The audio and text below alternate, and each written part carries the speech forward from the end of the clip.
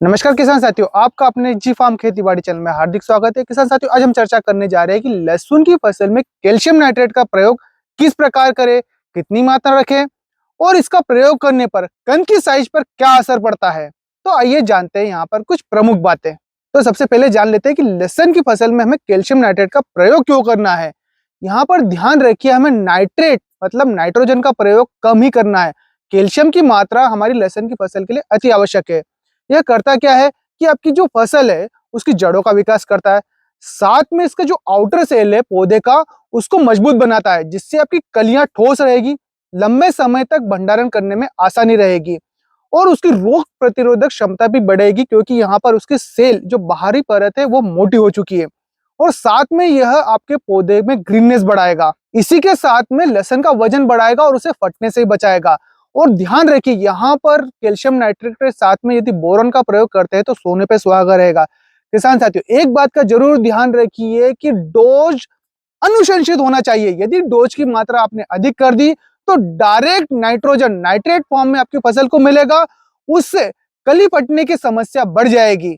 किसान साथियों, हमने लहसुन के बेसल डोज में बताया था कि यदि आप जिप्सम का प्रयोग करते हैं तो आपके खेत में कैल्शियम की आपूर्ति पहले हो जाएगी और जिप्सम का प्रयोग करने के बाद जैसे जैसे समय के साथ पानी देते जाते हैं वह अपना कार्य करता जाता है, तो आपको कैल्शियम नाइट्रेट देने की आवश्यकता यहाँ पर खत्म ही हो जाती है। लहसुन की फसल में जिप्सम का प्रयोग इसलिए बताया गया था क्योंकि यह कैल्शियम नाइट्रेट की तुलना में काफी सस्ता है। तो इन छोटी छोटी बातों को ध्यान में रखकर हम अपना अतिरिक्त खर्च बचा सकते हैं। तो अब जान लेते हैं कि यह हमें कितने दिनों में देना है, मात्रा कितनी रखनी है और किस प्रकार हमारी फसल में से देना है। तो किसान साथी, यहाँ पर आप ड्रिप पद्धति से, फ्लड इरिगेशन से और स्प्रिंकलर से भी इसे दे सकते हैं। तो सबसे बढ़िया रहता है ड्रिप इरिगेशन और स्प्रिंकलर से। यह क्या होता है, काफी आसानी से पानी में घुल जाता है। यदि आप चाहते हैं तो एनपीके और यूरिया के साथ में दे सकते हैं, पर उसकी मात्रा आपको काफी कम रखनी है। अब सबसे महत्वपूर्ण चीज आती है, इसे देना कब चालू करना है। जब आपकी फसल 60 से 70 दिन की हो जाती है तब आप इसे लहसुन की फसल में इस्तेमाल कर सकते हैं। पर ध्यान रखिए, डोज हमें पहली बार का प्रति 1 एकड़ 8 किलो से 10 किलो रखना है, इससे अधिक नहीं करना है। आप इसे 2 बार इस्तेमाल कर लीजिए 20 दिन की गैप के अंतराल में। किसान साथियों, कैल्शियम नाइट्रेट की यहाँ पर थोड़ी कार्यप्रणाली हमें समझना चाहिए, क्योंकि हमें इसे अनुशंसित या कम मात्रा में ही देना है।